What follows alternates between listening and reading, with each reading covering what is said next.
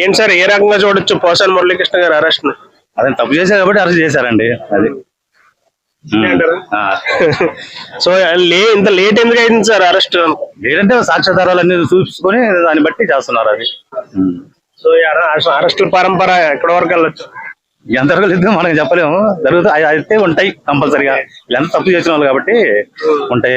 అందులో ఇళ్ళల్లో ఆడవాళ్ళని వాళ్ళని చండాలంగా పవన్ కళ్యాణ్ కూతుళ్ళ గురించి ఆడవాళ్ళ గురించి వాళ్ళ అమ్మల గురించి మాట్లాడడం చాలా తప్పు.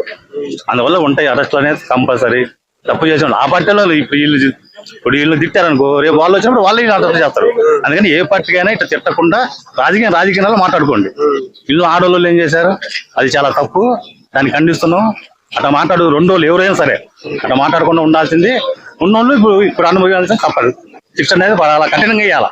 శిక్ష అనేది రెండో వాళ్ళు ఆడవాళ్ళు జోలిపోకుండా కఠినంగా, నువ్వు రాజకీయం ఉంటే రాజకీయం మాట్లాడుకో, తప్పలేదు. ఆడవాళ్ళు ఇళ్ళ ఆడవాళ్ళు జోలి వాళ్ళ జోలి వీళ్ళు జోలిపోతే దాన్ని కఠినంగా శిక్షించాలా, దాన్ని ఖండిస్తున్నాం మేము కూడా. ఇట్లాంటి అసలు రాకుండా ఇలాంటి రాజకీయాలు ఎంతవరకు కరెక్ట్ అంటారు? అసలు రాజకీయాలు ఇది తప్పు చేసింది కాబట్టి ఇది కరెక్టే, దీనికి ఏమంతా కరెక్ట్ కాదని అనటం లేదు. ఇక్కడి నుంచే తిట్టే ప్రవృత్తి ఎంత చండాలంగా ఉంటది. ఇల్లు ఆడవాళ్ళని లాగటం, తల్లులను లాగటం, పిల్లలను అంటాం, అది అంత ఘోరమైన పని.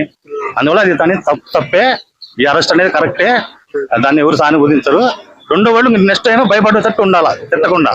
అట్లా చేస్తే ఈ గవర్నమెంట్ వాళ్ళు తిట్టారు, రేపు వాళ్ళైనా చట్టనే చేస్తారు. వీళ్ళేమో తక్కువ వాళ్ళు ఎవరైనా వాళ్ళైనా వీళ్ళైనా పద్ధతిగా మాట్లాడుకొని పద్ధతిగా రాజకీయం చేసుకుంటే పద్ధతిగా ప్రజలు గమనిస్తుంటారు అన్ని. రేపు లాస్ట్ ఎవరికి బాధపడాలి వాళ్ళకి పెడతారు. అందువల్ల జాగ్రత్తగా ఉండడం మంచిది. సో ఇంకా ఎవరెవరు ఉండొచ్చు లిస్టులో? ఇంకా 7 మంది ఉంటారు నాకు తెలిసి.